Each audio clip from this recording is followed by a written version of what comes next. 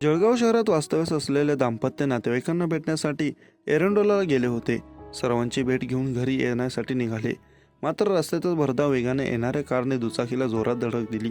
यामुळे रस्त्यावर फेकल्या गेलेल्या गर्भवती महिलेचा जागीच मृत्यू झाला, तर महिलेच्या पतीसह 4 वर्षांची मुलगी गंभीर जखमी झाली आहे.